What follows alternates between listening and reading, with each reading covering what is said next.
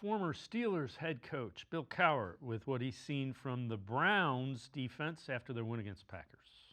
You know, you're sitting there looking at the Cleveland Browns, and listen, I know they're 1-2, but they have played, I would say they've played 3 games. They played one bad half against Baltimore the second half of that game. They got away from them. But that week 1 and week 3, their performance by their defense, now they got to get more from their offense. They got to get more from the offense. But it might be the best defense in the league. No question. So, Spencer, I know you talked about it on the Locked On Browns podcast. That defense dominated a decent, we don't know how good, but a decent Green Bay Packer offense. Yeah, I think one of the problems I had maybe with making my prediction this past weekend was I overestimated the Packers offense to a degree, you know, with Reed out and Kraft in with the injury. He obviously played, but like they don't have the receivers that I think are the biggest threats in this league, and I think that sort of showed itself. You know, there wasn't a lot of separation, I think, for their receivers at times. Their run game continued to struggle, and that's been a calling card of this Browns defense just in general, is they've limited teams' run games and made it really hard to get anything going on the ground, and I think that's allowed them to then do some nice things in the secondary as well because they kind of know what to expect.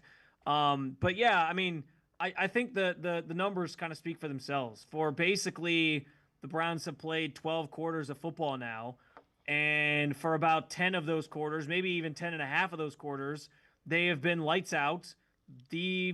Probably the best defense in football in the terms of the way they've shut teams down. I mean, 2 weeks ago against the Ravens, you hold Lamar Jackson and Derrick Henry to a combined, I think it was like 34, 35, 36 yards or something like that on the ground. They've been phenomenal in stopping the run. That defensive line just constantly gets pressure. You know, it's funny. Like I've heard a lot of people talk about how nice Packers fans that came into town this weekend were, and all I've seen from Packers fans is just them praising, like, man, you guys got a legit defensive line. It's the Cleveland's defensive line is awesome, and I think that's kind of bared itself out. It's exactly what we said in the preseason that group was going to kind of, you know, the defense is going to go as that group went. It's played itself out on the field. It's been phenomenal to watch, and I do think like they have a chance to be in any game if they can keep playing at that level. The question is, like, can they keep that up for another 14 games? And that's the thing that remains to be seen. But it's been a lot of fun to watch because that group is elite, and there's not going to be a lot of teams that have success against this defense if they're able to generate pressure the way they can and stop the run the way they can. Yeah, I think they got Lamar Jackson in that game against the Ravens. I don't think there are too many quarterbacks that can do what Lamar Jackson did relative to extending the plays, and then right. They had Cam Mitchell was inactive for a reason yesterday. We'll leave it at that. Yeah. We'll leave it at that. Yeah, I was wondering what the Dom Jones promotion off the practice squad was going to mean for the lineup on Sunday. I wasn't sure if it was just going to be sort of hey, you know, we want some extra bodies in the secondary.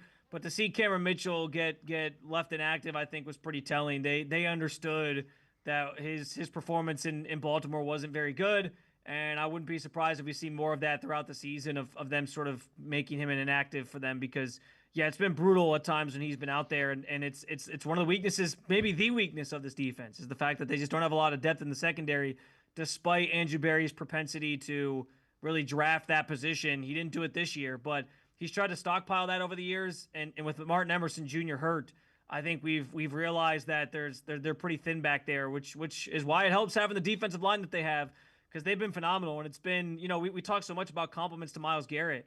Like Isaiah McGuire and Alex Wright have been awesome. Malik Collins is generating pressure all on his own.